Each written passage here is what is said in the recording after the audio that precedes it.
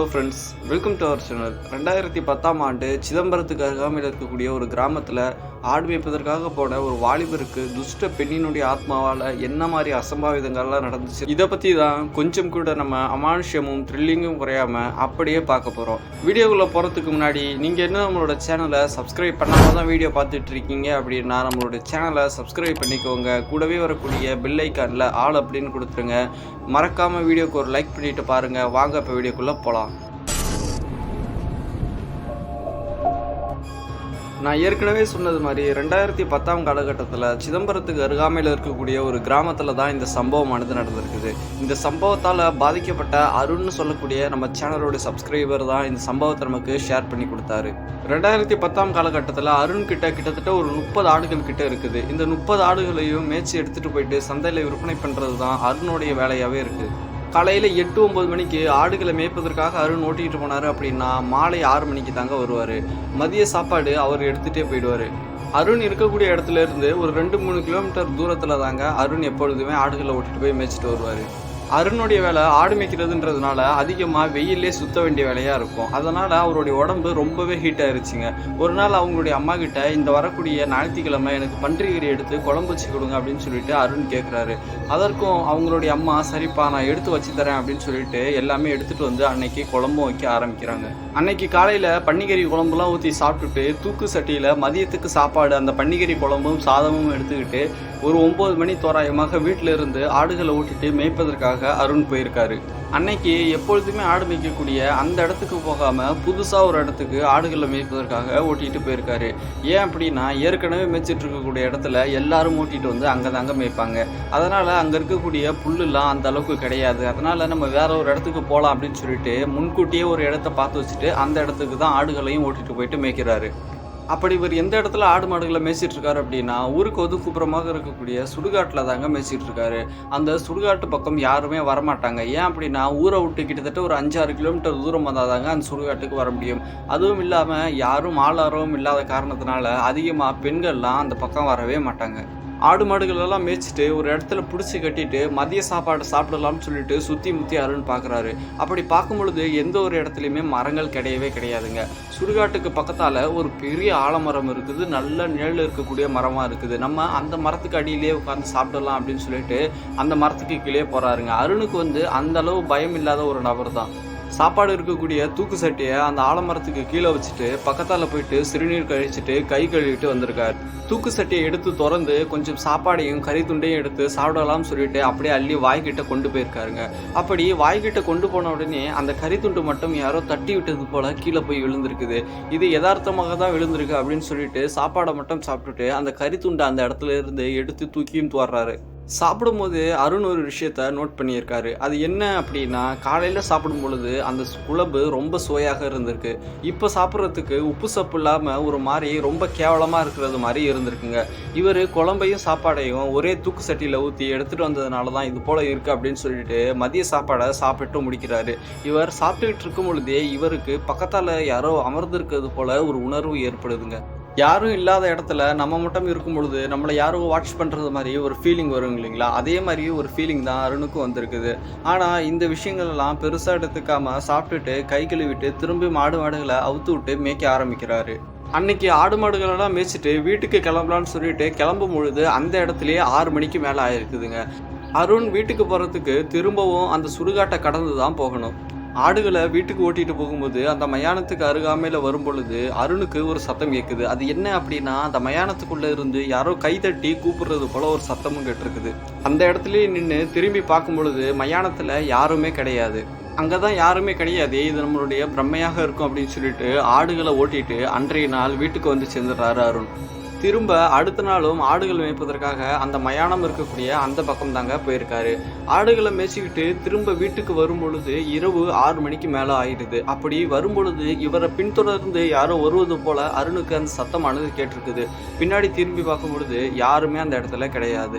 இந்த சத்தம்லாம் கேட்க அருணுக்கு கொஞ்சம் பயம் வர ஆரம்பிக்குது. என்னதான் பயம் வந்தாலும் அந்த பயத்தை வெளிக்காட்டிக்காமே ஊர் எல்லைக்கு வந்துடுறாரு. அப்படி ஊர் எல்லையை தாண்டி ஒரு ஊருக்குள்ளே போகும் பொழுது இவருக்கு பின்னாடி வரக்கூடிய அந்த சத்தமானது அப்படின்றது கேட்கவே இல்லை. திரும்ப அடுத்த நாளும் அந்த மயானத்துக்கு அருகாமையில தான் ஆடுகள் மேய்ப்பதற்காக போயிருக்காரு. ஏன் அப்படின்னா அந்த பக்கம் அதிகமாக புல்கள் இருக்கக்கூடிய காரணத்தினால தாங்க அந்த பக்கம் போயிட்டு மேய்ச்சிருக்காரு. திரும்ப அன்றைய நாள் ஆடுகளை மேய்ச்சிக்கிட்டு திரும்பி வரும்பொழுது இவருக்கு இன்னொரு அமானுஷ்யமான சம்பவம் நடந்திருக்குது. அது என்ன அப்படின்னா, அந்த சத்தம் மட்டும் கேட்காம யாரோ இவரை தொடுவது போல ஒரு ஃபீலிங் ஏற்பட்டிருக்குது. இந்த ஃபீல் ஆன உடனே ரொம்ப பயத்துல அருண் அந்த இடத்துல இருந்து ஆடுகளை ஓட்டிக்கிட்டு ரொம்ப வெரசா வீட்டுக்கு வராரு. ஆடுகளை வீட்டுக்கு ஓட்டிட்டு வரும் பொழுதே அருண் வாயில முணத்துக்கிட்டு வராரு. அது என்னன்னா, திரும்ப நம்ம இந்த மயானம் இருக்கக்கூடிய பக்கத்துக்கு ஆடு மாடுகளை மேய்ப்பதற்கே வரக்கூடாது, நம்மளுடைய வீட்டுக்கு பக்கத்தாலேயே எங்களாவது ஆடு மாடுகளை மேய்ச்சிக்க வேண்டியதான், இது மட்டும் தப்பி தவறி கூட இந்த பக்கம் வந்துடக்கூடாது அப்படின்னு சொல்லிட்டு பயத்துல தனக்கு தானே பேசிக்கிட்டு வந்திருக்காரு. ஆடு மாடுகளை வீட்டுக்கு ஓட்டிட்டு வந்து கட்டிட்டு படுத்த அருண் காலையில் எழுந்திருக்கவே கிடையாது. ஏன் அப்படின்னா அந்த அளவுக்கு அவருக்கு ஹை ஃபீவர் அடிச்சிருக்குதுங்க. இது கிட்டத்தட்ட ஒரு நாள் 2 நாள் கிடையாது, ஒரு 4 நாள் 5 நாட்களாக அருணுக்கு உடல்நிலை ரொம்பவும் சரியில்லாமல் போயிட்டே இருக்குது. இந்த நாட்கள்லாம் அவங்களுடைய அப்பா தான் அந்த ஆடுகளை ஓட்டிட்டு போயிட்டு மேய்ச்சிட்டு வந்திருக்காரு. பையனுக்கு ரொம்ப அதிகமாக உடம்பு சரியில்லாமல் போகுது அப்படின்னு சொல்லிட்டு ஹாஸ்பிட்டலில் காட்டினாலும் அவங்க அம்மாவுக்கு கடவுள் நம்பிக்கை அதிகமாக இருந்திருக்குது. அதனால் அருகாமையில் இருக்கக்கூடிய ஒரு பாய் கிட்ட கூட்டிட்டு போயிட்டு முடிக்கவர் போடுறதுக்காக கூட்டுட்டு போகிறாங்க. அந்த பாய் சின்னதாக ஒரு பூச்சை மாதிரி பண்ணி அருணுக்கு ஒரு முடிகவரையும் கட்டி விட்டு இதுக்கு மேலே சரியாகிடுமா, அவங்களுடைய மகனை கூட்டிட்டு போங்க பார்த்துப்போங்க அப்படின்ற மாதிரி சொல்லிட்டு அந்த இடத்துலேருந்து அனுப்பி வைக்கிறாரு. முடிக்கயிறு போட்டதுக்கு அப்புறம் அருணுடைய உடல்நிலை சரியாகிச்சான்னு கேட்டிங்கன்னா கிடையவே கிடையாது. இருக்க இருக்க அருணுடைய உடம்பு ரொம்ப மோசமாக போயிட்டே இருக்குது. நாட்கள் ஆக ஆக அருணுடைய குணத்தில் ஒரு சில மாறுபாடுகள் தெரியுது. அது என்னன்னா, இரவு நேரத்தில் தன்னந்தனியாக உட்காந்து யார்கிட்டயே பேசுறது போல தனக்கு தானே பேசிக்கிட்டு இருக்கதை அருணுடைய அம்மா நோட் பண்ணுறாங்க. காலையில் எழுந்த உடனே முதல் வேளையாக அருணுடைய அப்பா கிட்ட நடந்த இந்த எல்லா சம்பவத்தையும் சொல்லணும்னு சொல்லிட்டு அருணுடைய அம்மா முடிவு பண்ணிட்டு பெட்டில் போய் படுக்கிறாங்க. அடுத்த நாள் காலையில் எழுந்து அருணுடைய ரூமுக்கு போய் பார்க்கும்பொழுது அருணுடைய அம்மாவுக்கு ஒரு பெரிய அதிர்ச்சி. எவ்வளோதான் எழுப்பியும் அருண் எழுந்திருக்கவே கிடையாது. அப்போதான் தெரியுது அவங்களுடைய அம்மாவுக்கு தான் பையன் மயக்கம் போட்டு கீழே விழுந்திருக்கான் அப்படின்னு. அருணுடைய ரூம்ல இருந்து அருணுடைய அம்மா கத்த ஆரம்பிக்கிறாங்க. இந்த கத்துன சத்தம் கேட்ட உடனே அருணுடைய அப்பா ஓடி வந்து பார்க்கும் பொழுது அருண் மயக்கம் போட்டு கீழே கிடக்கிறாரு. கீழே கலந்த தன்னுடைய மகனை தூக்கி பெட்டில் படுக்க வச்சு முகத்தில் தண்ணியவும் தெளிக்க ஆரம்பிச்சிருக்காரு. தண்ணியை தெளிச்ச கொஞ்ச நேரத்திலேயே மயக்கம் தெளிஞ்சு அருண் எழுந்துக்க ஆரம்பிக்கிறாரு. என்னப்பா ஆச்சு அப்படின்னு சொல்லி கேட்கும் பொழுது, ஒன்றும் இல்லைப்பா, நான் சாப்பிடாதனால பசி மயக்கத்தில் தான் மயக்கம் போட்டு விழுந்துட்டேன்னு சொல்லியிருக்காரு. சாப்பிட்றேன்னு சொல்லி கேட்கும்போது இல்லை எனக்கு வேண்டாம் அப்படின்னு சொல்லிட்டாரு. இந்த விஷயங்கள்லாம் நடந்து முடித்த உடனே அருணுடைய அம்மா அவங்களுடைய கணவரை கூப்பிட்டுட்டு வெளியில் போயிட்டு நடந்த விஷயங்களை சொல்ல ஆரம்பிக்கிறாங்க. இது மாதிரி நைட்டு நான் எழுந்து வரும்பொழுது உங்களுடைய மகன் யாருக்கிட்டே பேசுகிறது மாதிரி உட்காந்து பேசிகிட்டு இருந்தான். ஆனால் நான் எட்டி பார்க்கும் பொழுது அந்த இடத்துல யாருமே கிடையாது. தனக்கு தானே ஏதோ பிரம்ம பிடிச்சது மாதிரி உட்காந்து பேசிகிட்டு இருக்கான். எனக்கு ஏதோ தப்பாக படுது, நம்ம ஏதாவது ஒரு நல்ல மாந்திரிகரை பார்த்து முயற்சி பண்ணி பார்க்கலாம் அப்படின்னு சொல்லிட்டு சொல்கிறாங்க. ஏன்னா உடல்நிலை வர ரொம்ப சரியில்லாமல் போயிட்டே இருக்குது. இவன் அங்கே இங்கேன்னு ஆடு மாடு மேய்க்கிற போகும்போது ஏதாவது அண்டி வந்திருக்கும் அப்படின்ற காரணத்தினால தான் அவங்களுடைய அம்மா ஏதாவது ஒரு மாந்திரிகரை போய் பார்க்கலான்னு சொல்லிட்டு சொல்கிறாங்க. இவங்க வீட்டில் இருந்து கொஞ்சம் தூரம் போனோம் அப்படின்னா கருப்பண்ணசாமியை வச்சு மாந்திரிகம் செய்யக்கூடிய ஒரு மாந்திரிகர் இருந்திருக்காரு. அந்த மாந்திரிகர் ரொம்ப ஃபேமஸாகவே இருந்திருக்காரு. எப்பேற்பட்ட பேய் பிசாசு பிடிச்சிருந்தாலும் செய்வின பிரச்சனை இருந்தாலும் அதை எல்லாமே கருப்பனுடைய அருளால் ரொம்ப சுலபமாக சரி பண்ணி கொடுத்துட்ருக்காரு. இதனாலேயே அந்த கிராமத்தில் அவருக்கு நல்ல ஒரு பேரும் இருக்குது. அந்த மாந்திரிகர்கிட்ட போயிட்டு நடந்த எல்லா விஷயங்களையுமே சொல்கிறாரு. அந்த அருணை முன்னாடி உட்கார வச்சுட்டு ஒரு சில பூஜைகளை பண்ணிட்டு அருண்கிட்ட ஒரு சில வார்த்தைகளை கேட்கவும் ஆரம்பிச்சிருக்காரு. நீ ஏதாவது மயானத்துக்கு பக்கத்தால் போனியப்பா அப்படின்னு சொல்லி கேட்கும் பொழுது கொஞ்சம் நல்லா யோசிச்சுட்டு அருண் அந்த விஷயத்த சொல்கிறாரு. ஆமாம், நான் ஆடு மேய்ப்பதற்கு முன்னாடி ஒரு வாரத்துக்கு முன்னாடி நான் அங்கே தான் போனேன் அப்படின்னு சொல்லியிருக்காரு. அங்கே ஒரு பெரிய ஆலமரம் இருக்குது. மதியம் ஒரு 1 மணி 12 மணிக்கு எல்லாமே நான் அந்த மரத்துக்கு கீழே உட்காந்து தான் சாப்பாடை சாப்பிட்டுட்டு வந்தேன். அன்னையில இருந்து தான் எனக்கு கொஞ்சம் கொஞ்சமாக உடல்நிலை சரியில்லாமல் போச்சு. நான் சாப்பிட்டுட்டு வரும் பொழுதே அந்த மயானத்தில் இருந்து யாரோ என்ன கை தட்டி கூப்பிடுறது மாதிரி சத்தம் ஒன்று கேட்டுச்சு. ஆனால் நான் நின்று திரும்பி பார்க்கும் பொழுது அந்த மயானத்தில் யாருமே இல்லைன்னு சொன்னார். இதற்கு மேலே என்ன விஷயம் நடந்துச்சுன்னு கருப்பனுடைய அருளால் அந்த மாந்திரிகர் சொல்ல ஆரம்பிக்கிறாரு. உங்கள் பையன் உட்காந்து சாப்பிட்ட அந்த மரத்துக்கு கீழே கொஞ்ச நாட்களுக்கு முன்னாடி ஒரு பெண் தூக்கு மாட்டிட்டு இறந்து போயிருக்கு. அந்த பெண்ணினுடைய ஆன்மா தான் உங்களுடைய பையனை பின்தொடர்ந்து வந்திருக்குது. அப்படி பின்தொடர்ந்து வரும்பொழுது உங்களுடைய மகன் நம்மளுடைய கருப்பண்ணசாமி கோவிலை தாண்டி உள்ளே வந்த உடனே அந்த ஆத்மாவால் தன்னந்தனியாக அந்த கோவிலை தாண்டி வர முடியலை. அதனால் உங்களுடைய மகன் அடுத்த நாளும் அந்த இடத்துக்கு வருவான்னு சொல்லிட்டு அந்த ஆத்மா அந்த இடத்துல உங்களுடைய மகனுக்காக காத்திருக்குது. அடுத்த நாள் ஆடுகளை மேய்ச்சிக்கிட்டு உங்களுடைய மகன் வரும் பொழுது உங்களுடைய மகனை பொசஸ் பண்ணி அவனை அண்டி வந்துருச்சு. அதனால தான் அந்த கருப்பனுடைய ஆற்றலை மீறி அந்த கோவிலை தாண்டி வந்தது அப்படின்னு சொல்கிறாரு. இதை கேட்ட உடனே அருணும் ஒரு விஷயத்த சொல்கிறாருங்க. அது என்ன அப்படின்னா, நான் அடுத்த நாள் வரும்பொழுது என்னை யாரோ தொடுவது போல எனக்கு ஒரு உணர்வு ஏற்பட்டுச்சு. ஆனால் கொஞ்ச நேரத்துக்கு அப்புறம் அந்த உணர்வு எனக்கு இல்லை, பின்தொடர்ந்து வரக்கூடிய அந்த சத்தமும் இல்லை அப்படின்னு சொல்லியிருக்காரு. உடனே அந்த மாந்திரிகர் அது உன்னை பொசஸ் பண்ணி உன்னுடைய உடம்புல புகுந்து தான் அந்த ஊருக்குள்ளே வந்திருக்குன்னு சொல்லியிருக்காரு. இந்த விஷயங்கள் எல்லாம் அந்த மாந்திரிகர் சொல்லிக்கிட்டே இருக்கும் பொழுது திடீர்னு கருப்பனுடைய முழு ஆற்றலும் அந்த மாந்திரிகருடைய உடல்ல வந்து இறங்குது. உடல்ல இறங்கின உடனே பக்கத்துல இருக்கக்கூடிய பிரம்பை எடுத்து அருணுடைய தலையில அந்த மாந்திரிகர் வச்சிருக்காரு. அப்படி பிரம்பை வச்ச அடுத்த நொடியே அருணுடைய உடம்புல அந்த பெண்ணினுடைய ஆன்மா வந்து இறங்கவும் ஆரம்பிக்குது. அப்படி இறங்கின ஆன்மா கிட்ட உனக்கு நான் என்ன வேணாலும் தரேன், இந்த பையனுடைய உடம்பை விட்டு போ அப்படின்னு சொல்லியிருக்காரு.